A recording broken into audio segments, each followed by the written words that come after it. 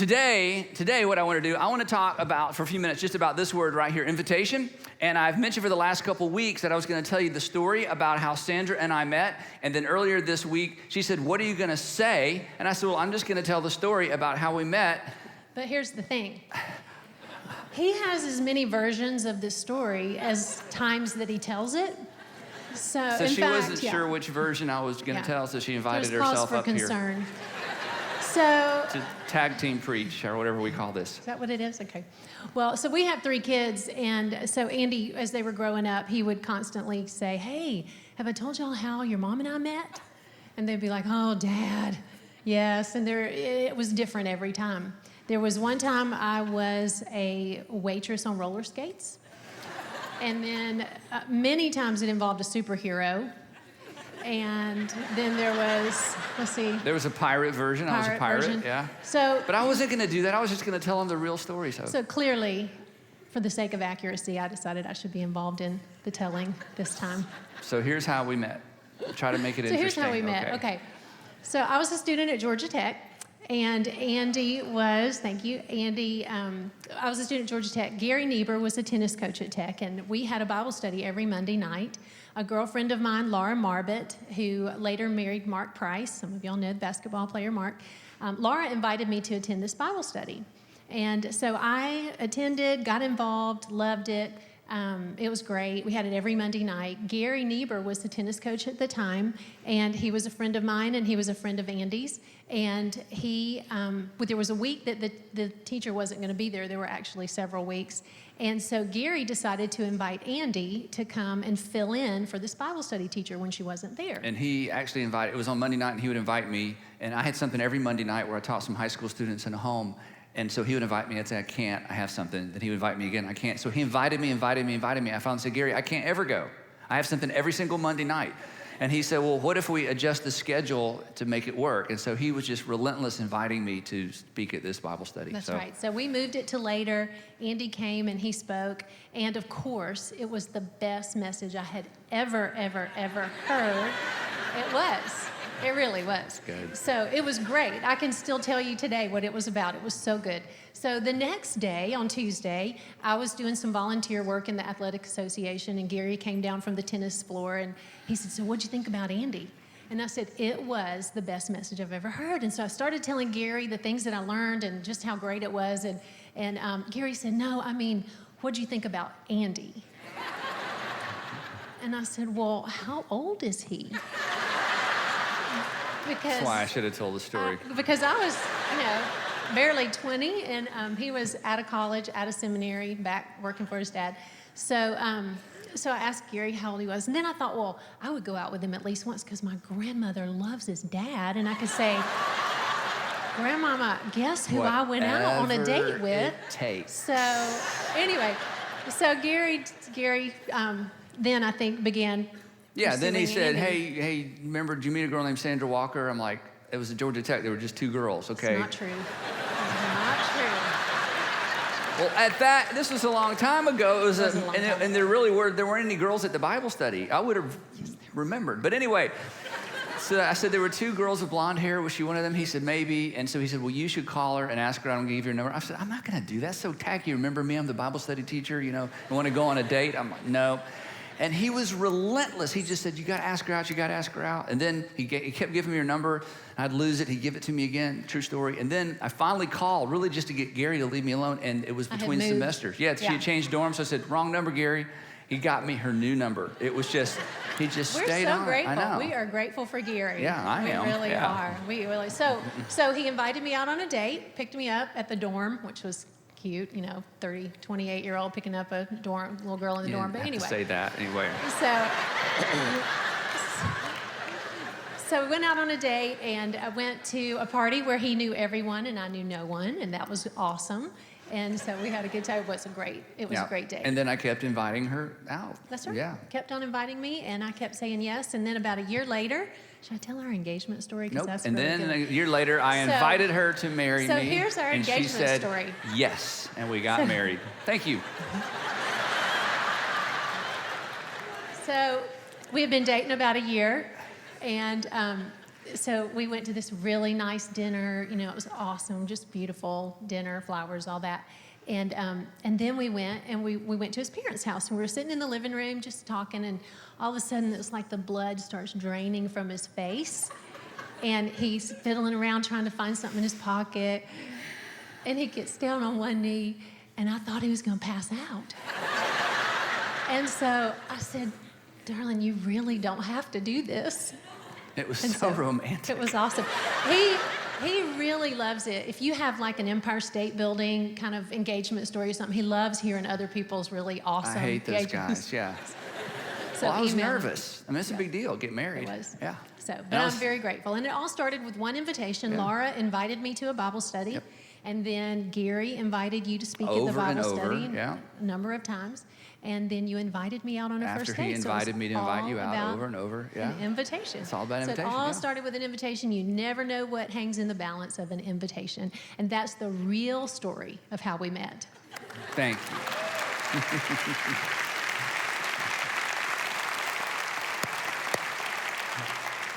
So what is the point of all that, you say? The point is this, that at every major intersection in your life, there's been an invitation of sorts. In fact, you could actually tell your story through the lens and through the filter of invitations. In fact, don't think too much about this because this is kind of weird, but you are in this world because of an invitation.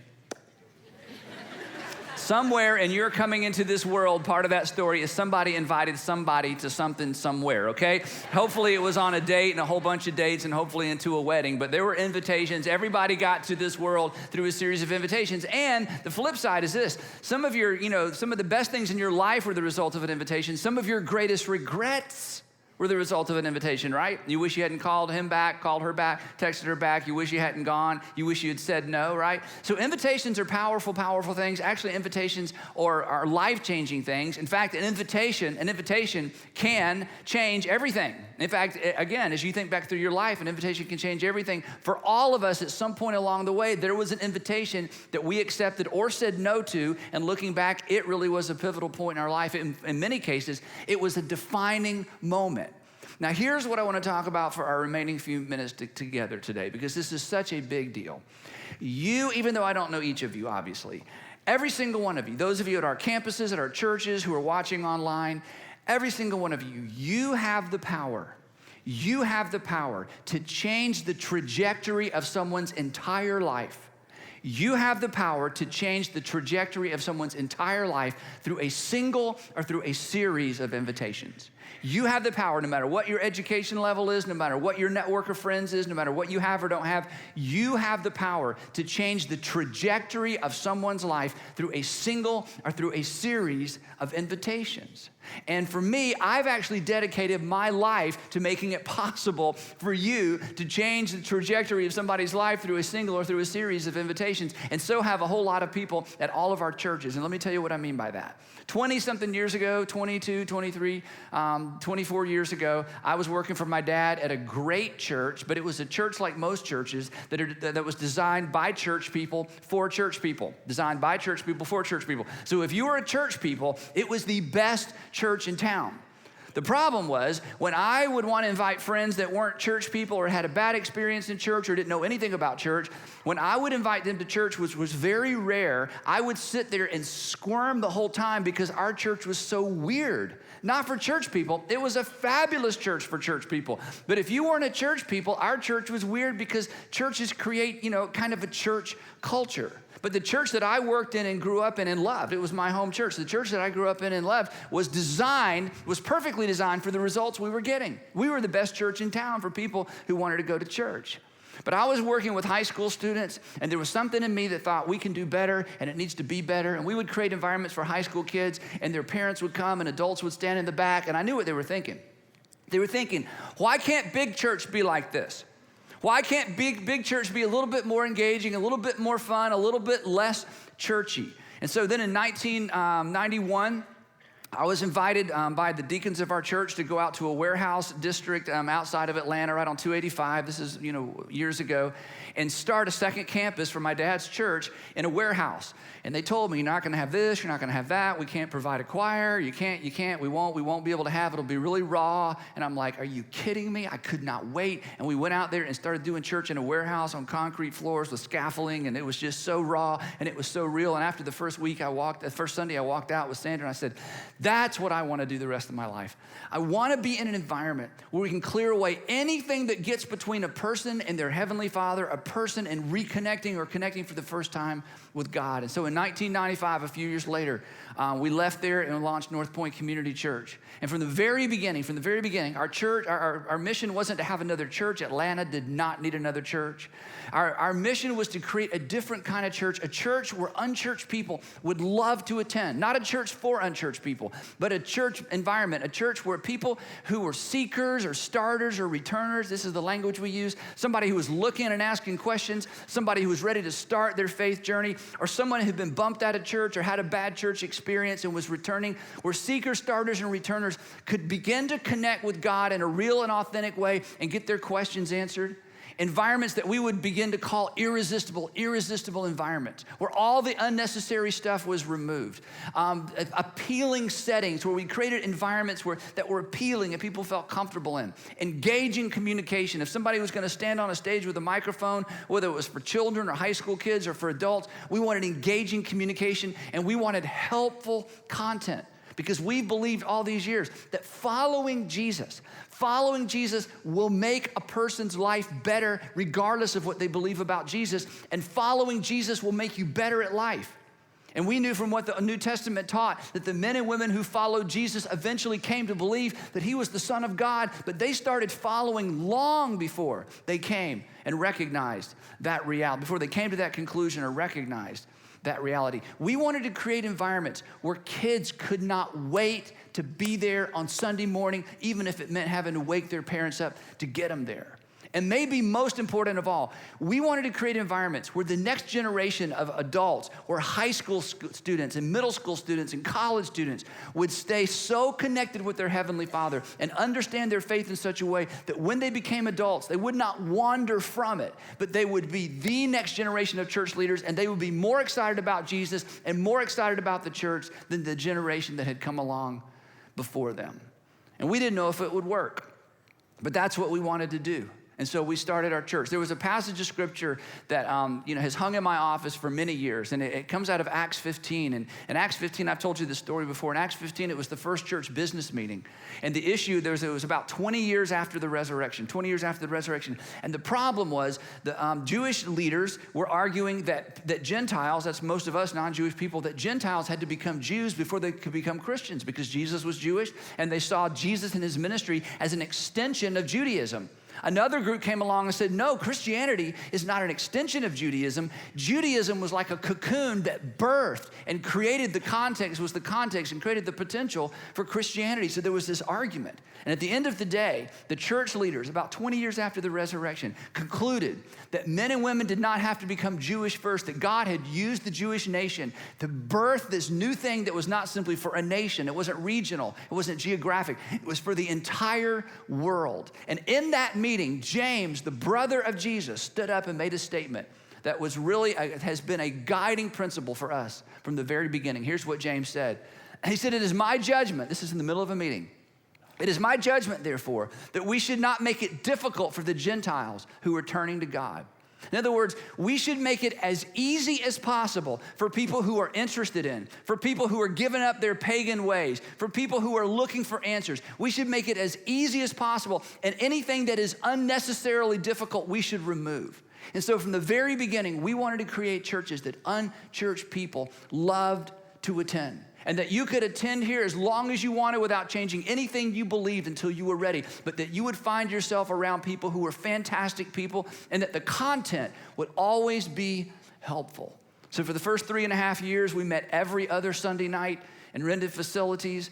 We eventually bought a piece of property, borrowed some money. Some people were generous. We built our very first building. In fact, if you're with me here at North Point today, this was our very first auditorium. I remember walking in here thinking, what have we done? This place is huge. What if nobody comes? But boy, did they come. because we were the only church in our part of the city. In fact, we were one of the only churches in our part of the country. We're one of the few churches in the country that was designed not by church people for church people, what was designed by church people for people who were far from God or interested in God, for seekers, starters, and returners. And hundreds of people came.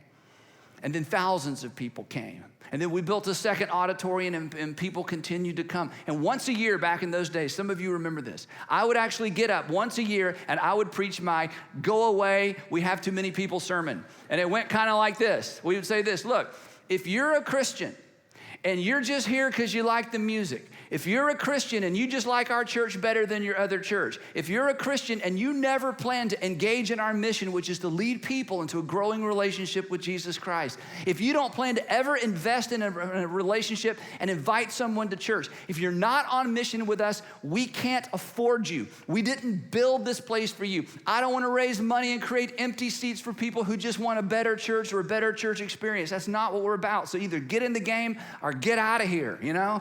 And nobody would leave. They would just get in the game and invite more people. Then the idea for multi-site came along, and we renovated a grocery store and spent unbelievable amounts of money to make that thing work in Buckhead. And thanks to that group of pioneers way back there, Buckhead Church exists today. Bought 2.5 acres, built a 4-story building. It went on and on and on and on. And God has just given us so many opportunities, and I'm surrounded by such great people. But we have grown primarily through invitations.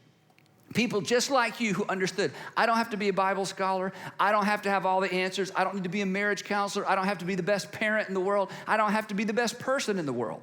But I can invite someone. I can say, come and see. Come and see. I can't answer your questions. Come and see. I know you. I don't know about all those things in the Old Testament. Come and see. No, I don't know about that either. Just come and see. And as people have been a part of what we're doing, God has just done that thing that happens when people who are seekers, starters, and returners, when people who are far from God but want to be close to God, when people who have been beaten up by sin and are facing the consequences of sin, when they come and they are among people who are following Jesus, something special happens.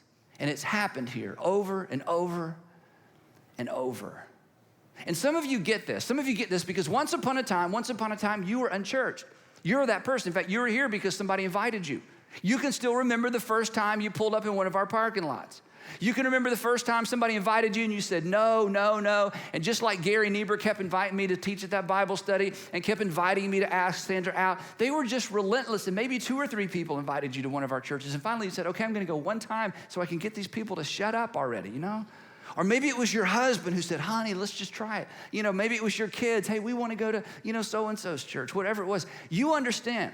And it was too big, and you don't like mega church, and it's all those people, and they're going to expect you to raise your hand or fill something out, and you just weren't ready. You didn't want to do that. You were nervous. You weren't sure your kids would like it. And then you got here, and you began to acquire a taste for it. And you didn't believe everything we believed, but it was helpful.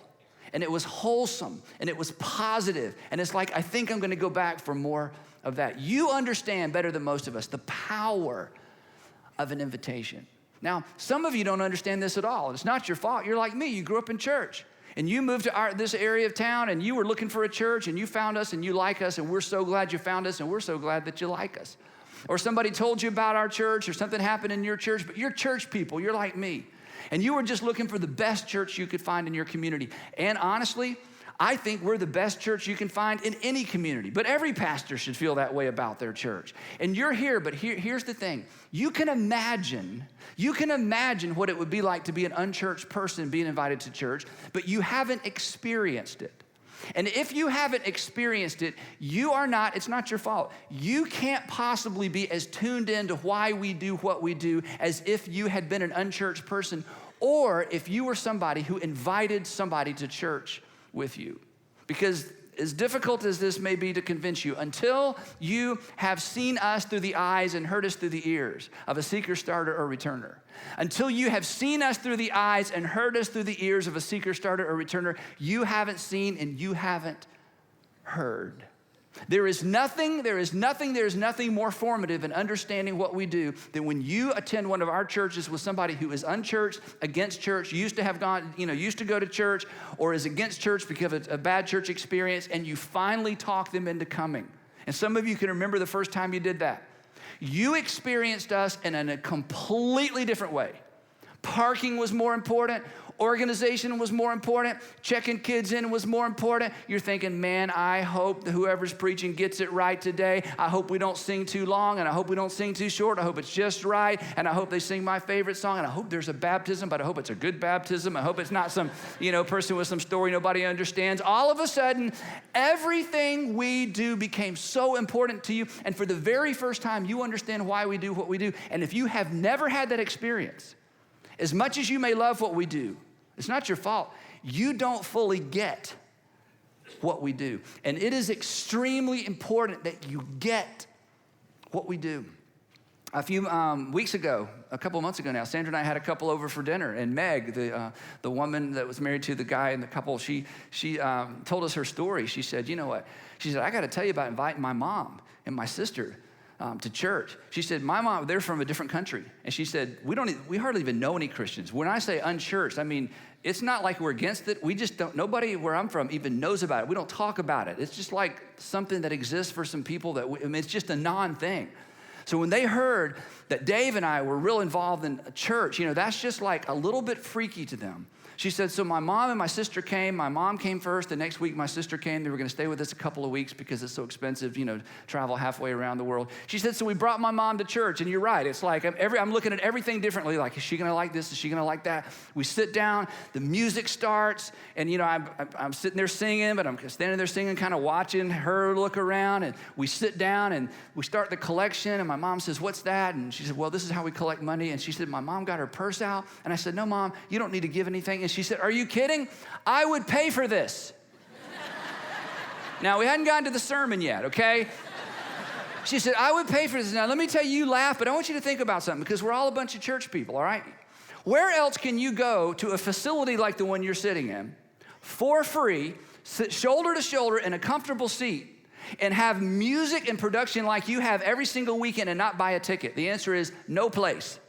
So as an unchurched person, it's like, somebody had to pay for this, and this is worth something I'm more than happy to give. So then they go home. And, actually, they went out to Connexus, and her mom bought a bunch of the music. Then they go home, and then her sister comes into town.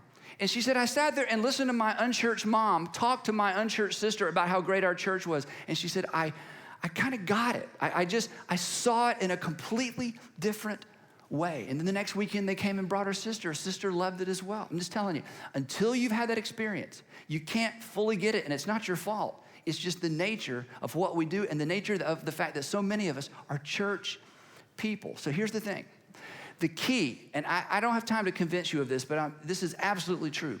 The key to us remaining a church that unchurched people love to attend, the key to us remaining a church that unchurched people love to attend is you and your willingness to invite your unchurched friends and family and neighbors. And here's why. Because inviters critique and complain correctly. Inviters critique the right way, and inviters complain about the right things.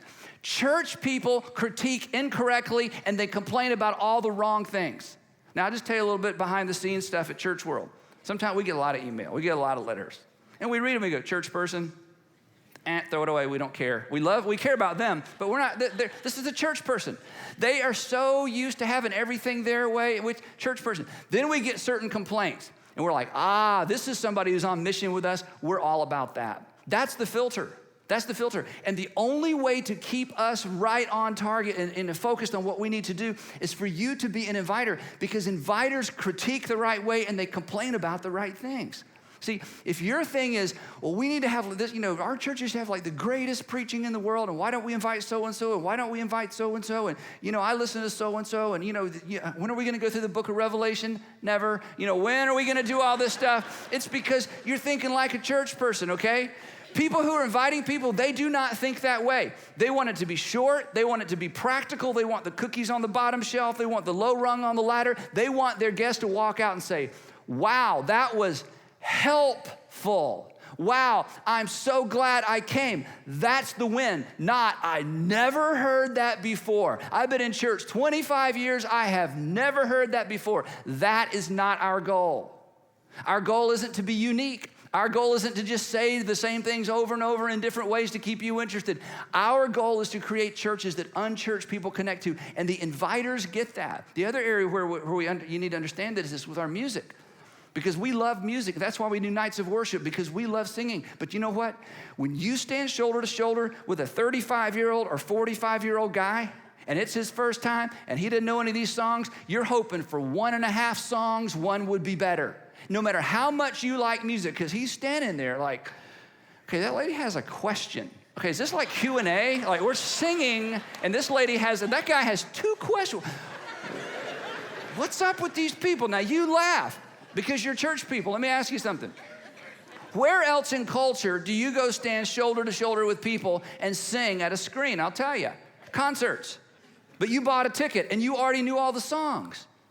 For somebody to walk in here for free and stand shoulder to shoulder and for us to sing 3 or 4 or 5 songs, I'm telling you, it's just weird. Let me tell you how weird it is, okay? There's a young lady who goes to Buckhead Church, and I heard her tell her story the other day, and it was phenomenal. And here's her story.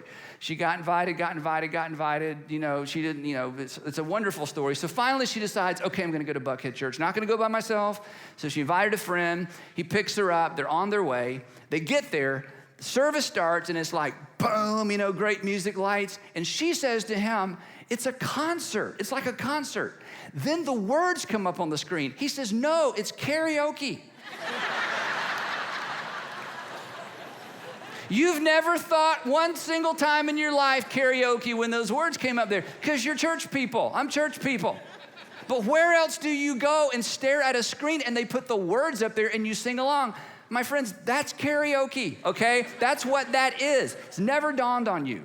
Because in a minute, I mean, so quickly, we become insider, and if we're not careful, we become insider focused. Now, here's the thing. I don't want us to be the best churches in our communities. That's never been the goal. I don't want us to be the biggest churches. I want us to be the place that when you meet that person that's hit a roadblock, when you meet that person that's struggling, that couple that's struggling, they've got a prodigal child and they're not sure how to pray and they're not sure about prayer and they just ask you to think about them, you know, in their difficult time. We want to be that place where you think, you know what, you need to come to my church. Because they may not be talking about the subject you're wrestling with, but you need to be with the people at my church, because I'm just telling you, just come and see. That's who we are. And the only way for us to stay there is for you to engage, because I'm just telling you, okay? If you don't engage with us, and I'm not saying you haven't, but if you don't engage with us, you will complain about all the wrong things, and you will critique us in all the wrong ways. And if we get enough complaints and critiques, we may start shifting in order to keep you happy. And then we'll just be a big version of the church that some of us grew up in. And you know what? You don't want that. I know you don't. You wouldn't be here. So here's why I'm saying all this right now. We're coming up on the 2 prime invite opportunities. Christmas and January. Okay, there are baby Jesuses out in front of people's yards. If you can't talk about Jesus at Christmas, there's no, you just can't do it, okay? So this is the easiest time of the year to invite someone to church. They almost expect you to invite them to church, okay? So starting next week, I'm starting a Christmas series for 3 weeks, so it's a 3-week Christmas series. So, and I've kind of set them up so that each one's a little bit of a standalone, so anytime somebody shows up, it's gonna make sense, so we're gonna do that for you. And then January, everybody's starting the year over. January is the other perfect time to invite someone to attend church with you. And I just don't want you to miss these opportunities. Now, in addition to friends and neighbors and people that you work with, and those are the difficult ones, because you kind of build up your nerve and pray for me, I'm going to invite her to church, like they're going to freak out. We make such a big deal out of it. Half the time they go, sure. It's like, sure, but I got 4 reasons I was going to give you. You don't just say sure. Say, okay. So we always, we make it a bigger deal than it is. And for many people, they need to be invited about 10 times. Okay. So we get that. But in addition to those sort of the people that we would typically invite, I want you, especially this Christmas season, I want you to listen out for what we call the 3 little knots. Okay. The 3 little knots are these: I'm not in church. Not in church. Not going well. Not prepared for. not in church, well, we're not in church right now, or we just moved here, we're not in church, or we don't go to church, or, not going well, but boy, things at home aren't going well, things with my son aren't going well, things at work aren't going well, my wife we just got a call from her doctor, things aren't going well, and not prepared for it. We just had our first child, just took on our new job, we're empty nesters, or we just put our first grader in school, or just put our first kid in school, just not prepared for it. Anytime you hear one of those, even with total strangers, you just say, really? Really? Well, you should come to my church this Sunday. Really? You should come to my church this Sunday. Not church with me. These may be strangers. That may be appropriate, may not be. But even if it's not with you or meet you there, really, you should come to my church this Sunday. Let's just say this together. But when we say really, we're going to be like, really? Like, really? You're not in church? Really? It's not going well? Really? Okay, ready? Really? Well, you should come to this Sunday. Doesn't matter who's preaching. Doesn't matter what the series is. You should just invite them.